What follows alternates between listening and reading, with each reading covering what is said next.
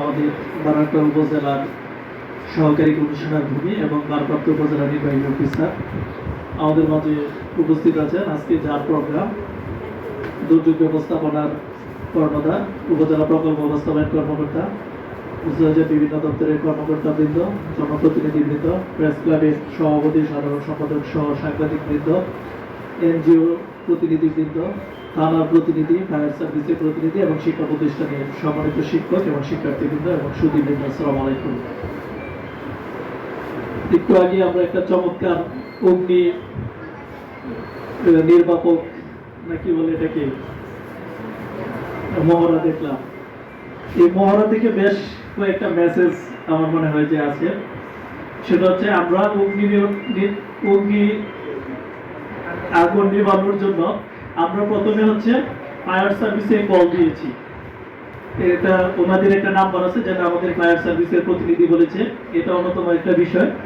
আরেকটা বিষয় হচ্ছে আমরা যে বিভিন্ন জায়গায় আমাদের বাসস্থান, ঘরবাড়ি বা দোকানপাট করার ক্ষেত্রে এখানে আগুন নিবানোটা অনেক সহজ ছিল, কারণ হচ্ছে এখানে সুন্দর একটা রাস্তা ছিল। কিন্তু আমরা যখন বিল্ডিং করি বা ভালো একটা মার্কেট করি তখন কিন্তু এরকম সুন্দর রাস্তা রাখি না, যার ফলে কিন্তু দ্রুত সময়ে আগুন নিবানোটা খুব কঠিন হয়ে দাঁড়ায়। একটা বিষয় ছিল, এখানে কিন্তু পানির সোর্সটা খুব কাছাকাছি ছিল, পাশেই পুকুর ছিল, যার ফলে কিন্তু ওনারা দ্রুত সময়ে পানি দ্বারা আগুন নিভাতে সক্ষম হয়েছিল।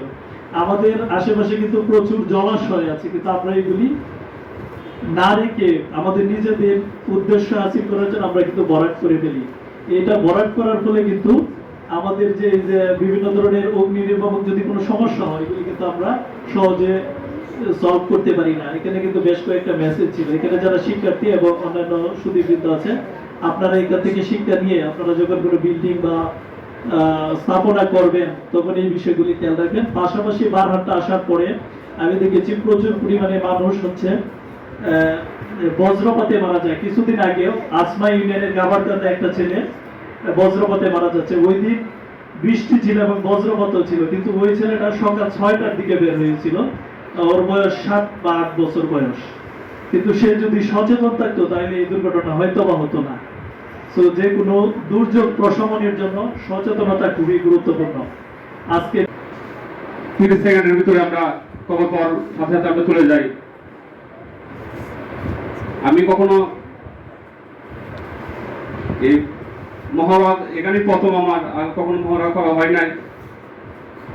এর আগে এখানে ঘুরছি, তেলের আগুন দেখানো হয়, ডামের আগুন দেখানো হয়। আমি বলছি স্যারকে, বললাম যে স্যার ছোট গরম আমরা সুন্দর করে মহড়াটা করি।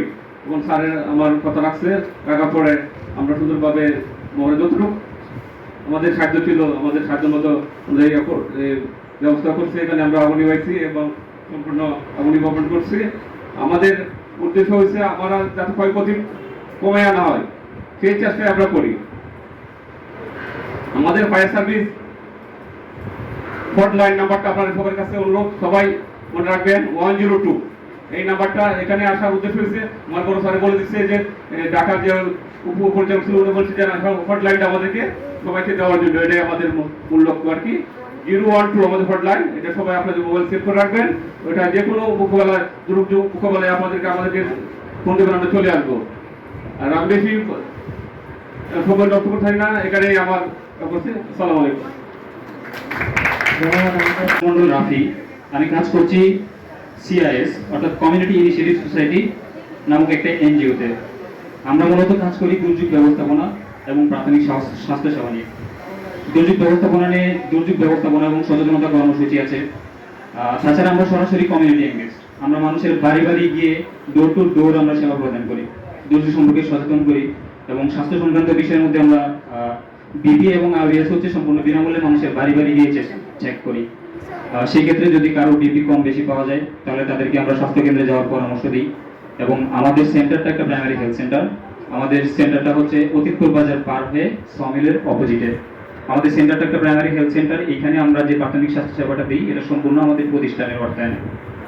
আর ডিজিটাল সম্পর্কিত আমাদের কিছু প্রশিক্ষণ রয়েছে, কিছু ড্রিলিং প্রোগ্রাম আছে। নারীদের জন্য নারীর ক্ষমতায়ন এবং সক্ষমতা বৃদ্ধি প্রশিক্ষণ আছে, যুবদের জন্য ইউথ ড্রিলিং প্রোগ্রাম আছে, স্কুলের বাচ্চাদের জন্য জুনিয়র ড্রিলিং প্রোগ্রাম আছে, ওয়ার্কশপ, সেমিনার এবং নারীর ক্ষমতায়ন এবং সক্ষমতা বৃদ্ধি প্রশিক্ষণ, এই কার্যক্রমগুলো আমাদের চলমান রয়েছে। তো যাই হোক,